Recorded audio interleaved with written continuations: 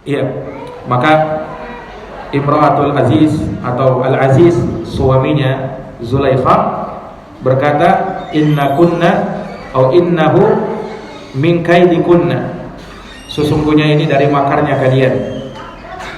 Inna kaidakunna azim, dan sesungguhnya makar kalian itu, tipu daya kalian itu adalah sangat besar. Ini beliau ucapkan kepada istrinya. Alhamdulillah, alhamdulillahi rabbil alamin, wal aqibatu lil muttaqin, wala udwana illa 'alal zalimin. Asyhadu an la ilaha illallah wahdahu la syarika lah, ilahul awwalin wal akhirin, wa asyhadu anna Muhammadan abduhu wa rasuluhu shadiqul amin, sallallahu alaihi wa ala alihi wa sahbihi wa man tabi'ahum bi ihsanin ila yaumiddin wa sallama tasliman katsira. Amma ba'd. Ikhwani fid din wa akhwati fillah, a'azzani Allah wa iyyakum. Alhamdulillah, pada sore hari ini menjelang berbuka puasa, kita dapat berkumpul kembali di majelis kita mengkaji tafsir Al-Qur'anul Karim dari surat Yusuf. Telah kita ceritakan sebelumnya bagaimana Imra'atul Aziz yang konon bernama Zulaikha telah menggoda Nabi Yusuf alaihissalam untuk berbuat zina. Nah, akan tetapi Allah subhanahu wa ta'ala menjaga Nabi Yusuf, dan Nabi Yusuf menghindar dari hal tersebut. Dan disebutkan bahwa mereka berlari ke pintu, ya, dan ternyata mereka mendapati suami Zulaikha berada di depan pintu.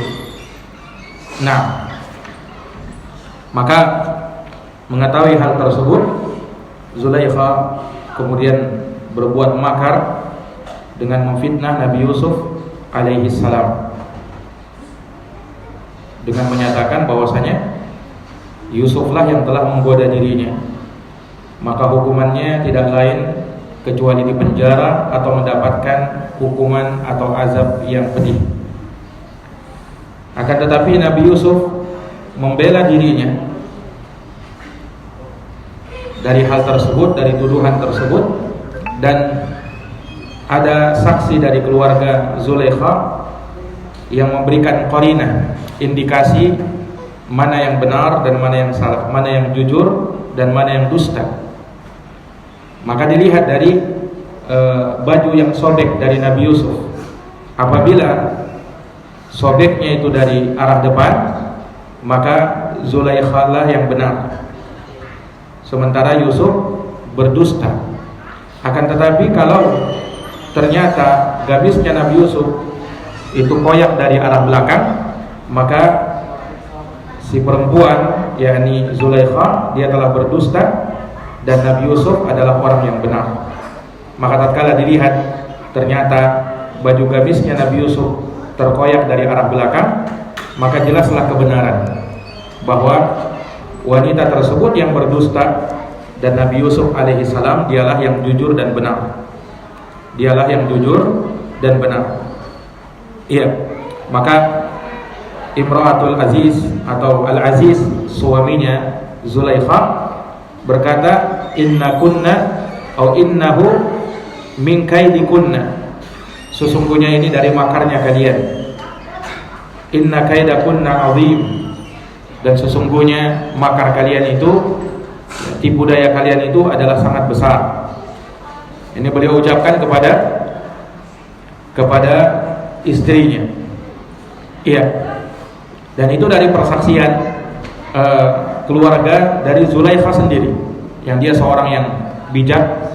Dia tidak ingin membela keluarganya yang berada di atas kesalahan, maka dia ucapkan yang sebenarnya, mengucapkan kebenaran. Dan ini seorang yang berada di atas keadilan, ya. Orang adil itu dia akan membela keadilan. Nah, tidak peduli keadilan itu berpihak pada keluarganya atau tidak. Nah, dan itu yang Allah perintahkan kepada kita, untuk berlaku adil. Allah berfirman, wa idza qultum fa'dilu walau kana dza qurba. Apabila kalian berucap maka berlaku adillah walaupun kepada karib kerabat kalian sendiri. Jangan dikarenakan dia keluarga akhirnya dia berpihak kepada keluarganya sekalipun salah. Ya, sebagaimana keadaan manusia pada hari ini. Ya, kalau itu adalah keluarganya, maka dia akan bela mati-matian. Entah keluarganya itu salah, keliru, dia tidak peduli. Nah, ini yang terjadi. Tetapi orang ini dia berlaku adil. Maka Allah ingatkan dalam Quran, wala yajrimannakum syana'anu qaumin ala alla ta'dilu, ala alla ta'dilu, i'dilu huwa aqrabu littaqwa. Janganlah kebencianmu terhadap suatu kaum itu mendorong kamu untuk berlaku tidak adil. Berlaku adillah, karena keadilan itu lebih dekat dengan ketakwaan. Iya, keadilan itu lebih dekat dengan ketakwaan.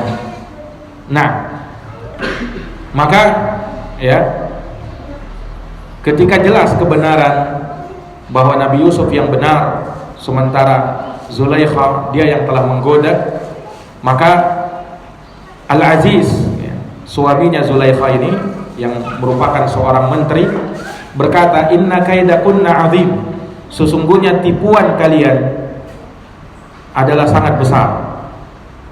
Iya, ya, memahami ayat ini sebagian ulama ada yang berpendapat bahwa tipu daya perempuan itu sangat besar, bahkan lebih besar daripada syaitan. Tipu dayanya perempuan itu lebih besar daripada syaitan. Kenapa? Karena kalau syaitan, Allah berfirman tentang syaitan, inna kaidas syaitani kana dha'ifa, sesungguhnya tipu daya syaitan itu lemah. Sementara kalau perempuan, Allah katakan apa? Inna kaidakunna azim, sesungguhnya tipu daya kalian itu besar. Iya. Namun ayat ini sebenarnya terkait dengan tipu daya syaitan itu lemah, itu hubungannya dengan apa?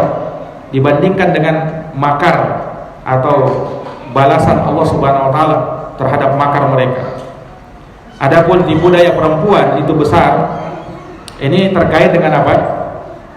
Terkait dengan godaannya kepada laki-laki. Ya. Artinya begini, laki-laki itu kalau dia diperhadapkan dengan wanita terkadang sangat lemah. Nah, terkadang bisa menghilangkan akalnya. Iya, orang kalau sudah tergoda dengan perempuan, terkadang sudah bisa menghilangkan akal sehatnya. Dia tidak peduli lagi dengan orang di sekitarnya.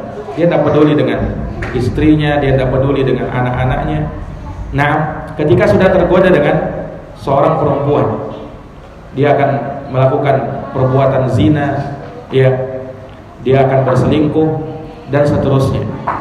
Ya, karena memang makarnya perempuan kalau sudah menggoda laki-laki, ya, terkadang laki-laki ya, sulit untuk apa? Mengontrol dirinya terkait dengan fitnah wanita. Nah, maka diucapkan seperti itu, inna kaidakunna azim, sesungguhnya tipu daya kalian itu wahai wanita sangat besar, terkait dengan godaannya kepada laki-laki.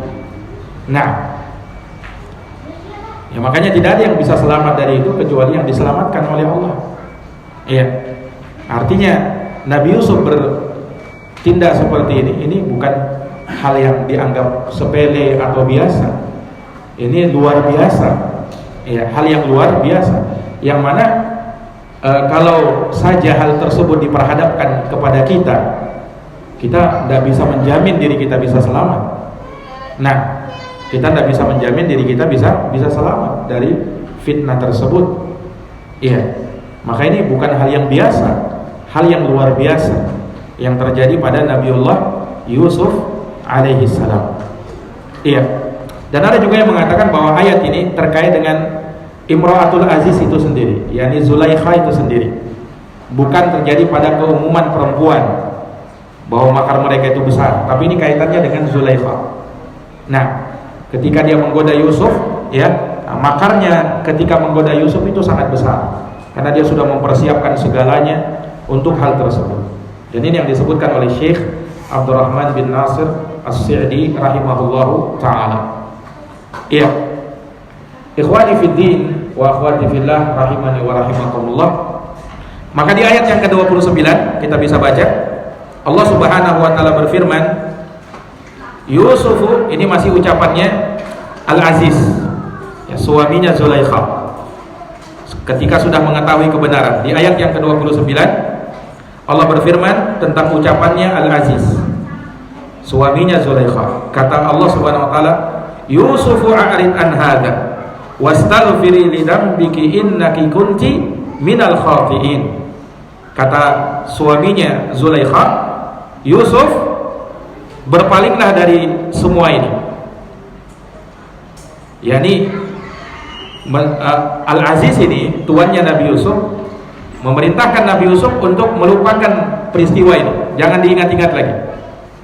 Iya, dia berharap supaya perkara ini selesai sudah sampai di sini. Jangan sampai permasalahan ini tersebar kemana-mana.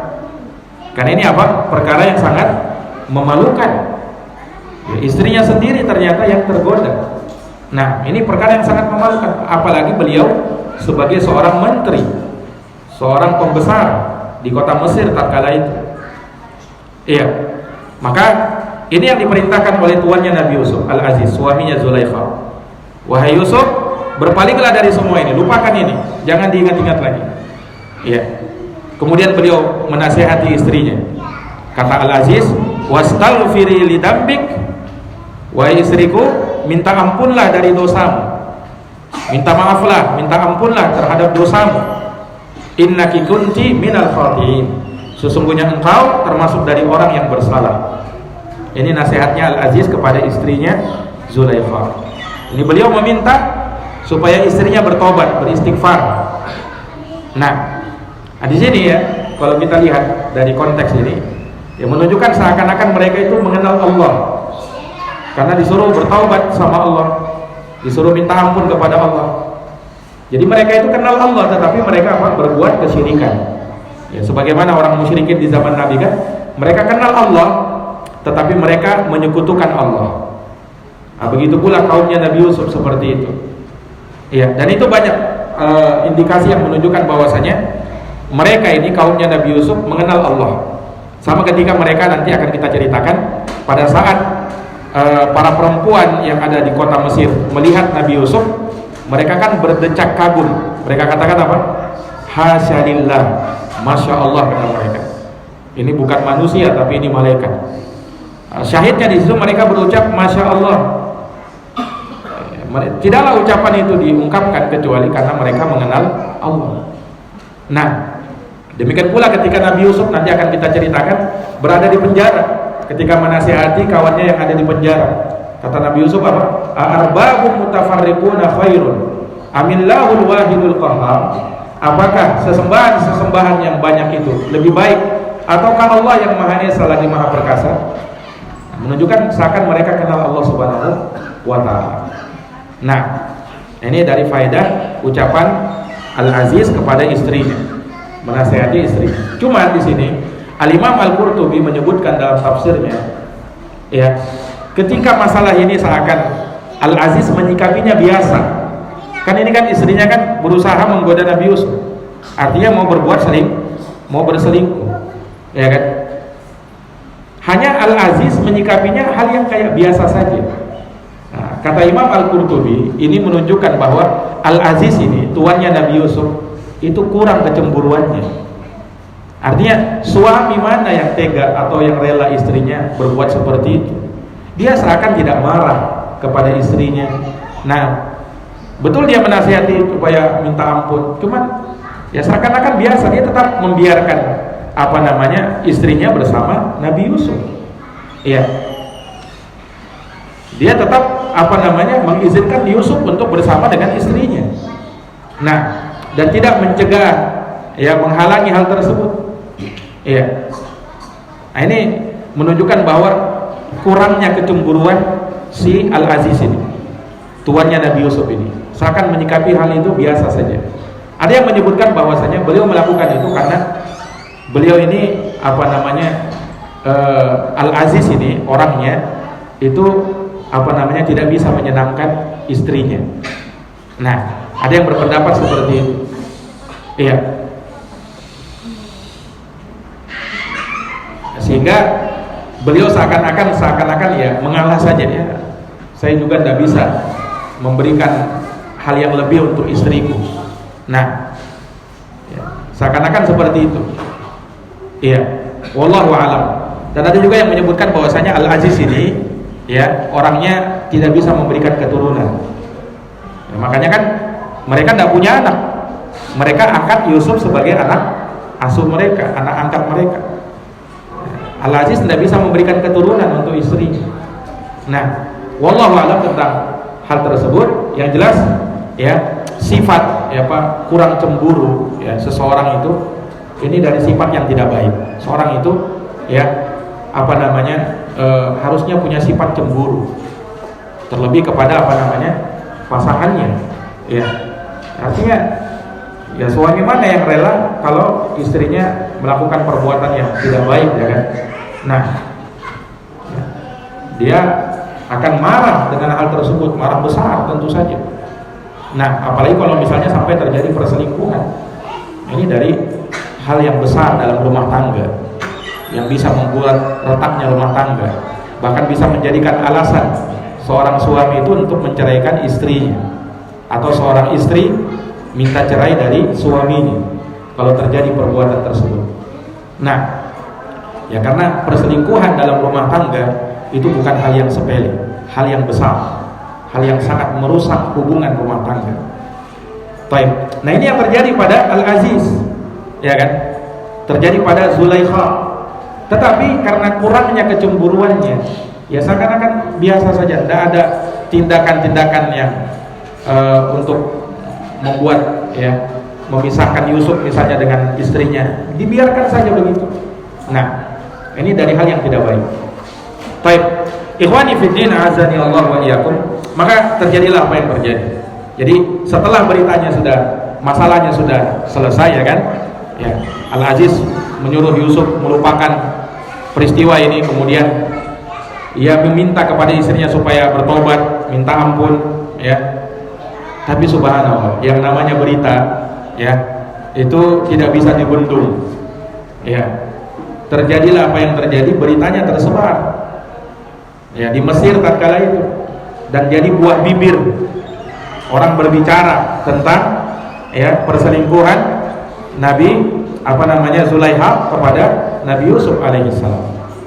Maka disebutkan di sini di ayat yang ke-30 Allah berfirman, wa qala niswatun fil madinati imra'atul aziz turawidu fataha an nafsihi qad syaghafaha hubba inna lanaraha fi dhalalin mubin. Ya, kata Allah Subhanahu wa taala, wa qala niswatun fil madinah, dan berkata para ibu-ibu ya, para ibu-ibu di kota Mesir ketika itu ya, disebutkan ibu-ibu ya karena mereka yang berbicara ya, jadi buah bibir, jadi apa istilahnya bahan gosipan ya, kalau zaman sekarang ya, apalagi yang dibicarakan ini bukan orang biasa ya, istrinya seorang menteri ya. Kalau ibarat sekarang ya misalnya orang besar, orang yang terkenal, artis ya kan, kalau sudah dijadikan buah bibir kan rame kan, jadi viral ya. Ya sama ketika itu di Mesir ya, karena yang berbuat ini adalah seorang pembesar, maka jadi buah bibir mereka ya. Maka para ibu-ibu ketika itu berbicara di kota Mesir, apa kata mereka? Imra'atul aziz turawidu fataha ya, katanya istrinya Al-Aziz ya, jadi maksudnya Zulaikha, turawidu fataha, dia telah menggoda pembantunya ya, maksudnya Nabi Yusuf alaihissalam. Dia goda ya, untuk bisa menundukkan dirinya supaya bisa melakukan perbuatan nista itu.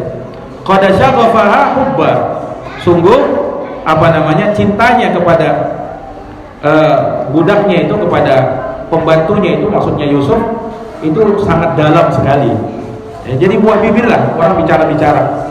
Nah ini apa namanya Zulaikha jatuh cinta sama pembantunya, sama pelayannya. Innala naraha fi dhalalin mubin, sesungguhnya kami melihat Zulaikha ini adalah berada dalam kesesatan yang nyata ya, maksudnya kok bisa-bisanya seorang wanita kaya raya terpandang kemudian bisa jatuh hati, ya, jatuh cinta kepada pelayan. Ini kan hal yang bagaimana ya. Pokoknya jadi buah bibir lah ya di kota Mesir ketika itu. Mereka berusaha untuk menutup-nutupinya, tapi ternyata tersebar. Nah, ya, kalau kita lihat ya dalam kisah kejadian itu, kejadian Nabi Yusuf ya bersama Zulaikha, itu kan kalau kita lihat hanya ada 4 orang aja kan yang tahu kan. Yang pertama Nabi Yusuf sendiri, yang kedua Zulaikha Imro'atul Aziz, yang ketiga suaminya Zulaikha Al-Aziz, dan yang keempat saksi itu kan yang memberi kesaksian itu kan. Jadi 4 orang aja yang tahu. Kok bisa tersebar beritanya? Kenapa bisa begitu? Nah ini ikhwani fillah, ada beberapa kemungkinan. Ya, bisa jadi ketika itu ya ada yang melihat, ada yang menyaksikan pas kejadian itu. Nah, orang yang melihat dan menyaksikan inilah yang menyebarkan. Ada juga yang berkata bahwa Imro'atul Aziz sendiri yang sebenarnya sempat curhat kepada salah seorang wanita di kota Mesir. Kemudian orang ini tidak bisa menjaga, akhirnya tersebar. Nah, akhirnya jadi buah bibir.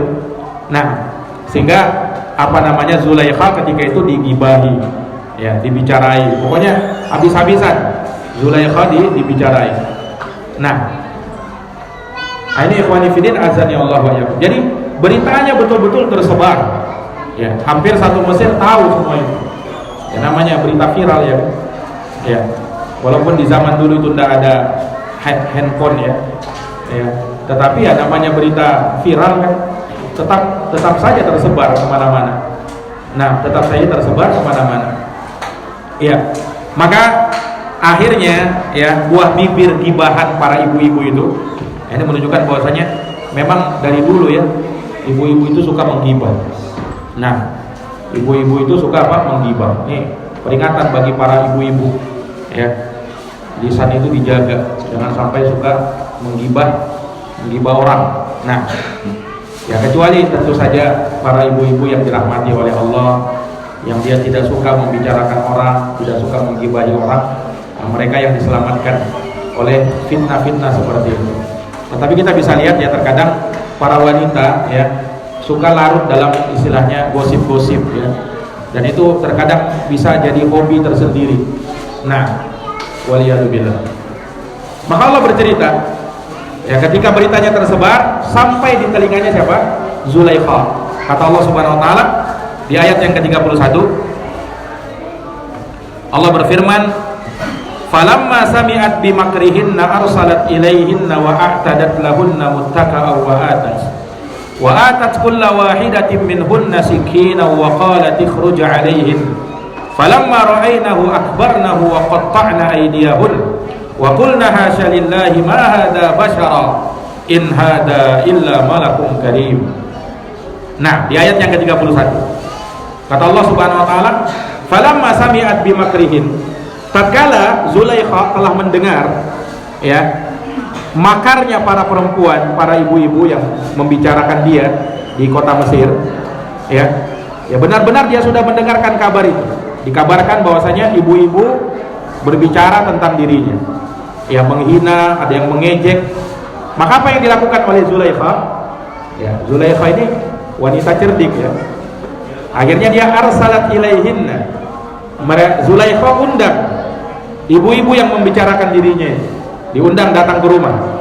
Nah, karena Zulaikha ingin melakukan sesuatu ya, maka ketika diundang, mereka ibu-ibu ini datang ya, ibu-ibu ini datang. Wa a'tadat lahunna sikina muttaqa'an ya, wa a'tadat lahunna muttaqa'an, dan Zulaikha mempersiapkan untuk mereka muttaqa'an. Muttaqa'an itu tempat duduk ya, yang dijadikan sandaran ya, untuk bersantai, supaya duduk santai. Ada pelayannya. Ada siapa? Ada pelayannya. Kemudian Zulaikha wa atat kulla wahidatin minhunna sikina, Zulaikha berikan kepada tiap-tiap dari mereka ya sebuah pisau ya, karena diberikan pisau untuk apa? Karena makanan yang dihidangkan itu ada makanan yang harus dikupas dengan pisau ya, wallahu alam apakah buah-buahan atau yang semisal dengan itu. Yang jelas ketika itu dihidangkan makanan, ada makanan yang butuh ya dibuka dengan pisau, maka diberikan pisau masing-masing. Wa qalat ikhruj alaihim. Nah, ketika para ibu-ibu ini sudah memegang pisau, ya, artinya sudah mau makan-makan ini, sudah pegang pisau, maka Zulaikha perintahkan kepada Yusuf, ukhruj alaihim. Wahai Yusuf, keluar. Ya, temui mereka. Mereka sedang apa? Sedang asik memegang pisau. Ya. Maka apa yang terjadi? Falamma ra'ainahu akbarnahu. Tatkala ibu-ibu tadi melihat Yusuf, maka mereka terkagum-kagum melihat Nabi Yusuf. Mereka mengagungkan Nabi Yusuf. Saking terpesonanya melihat Yusuf, apa yang terjadi? Wa qatta'na aydiyahun.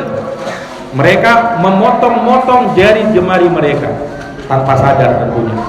Subhanallah, saking terpesonanya melihat ketampanan Nabi Yusuf alaihissalam, ini jari ini tidak sadar terpotong. Kata para ulama, tidak ada orang yang seperti ini sampai pada hari ini. Setampan-tampannya orang pada hari ini, tidak akan ada ceritanya, ya, perempuan sampai apa namanya melukai dirinya tanpa sadar. Ada pernah dengar begitu? Tidak ada kan? Nah, itu hanya terjadi pada Nabi Yusuf alaihissalam. Ya. Artinya Nabi Yusuf itu ketampanannya tidak akan ada yang bisa mengalahkan. Nah, ini ikhwani fillah azani Allah wa iyyakum. Ya. Wa qatta'na aydiyahunna. Mereka memotong jari-jari mereka tanpa sadar tentunya.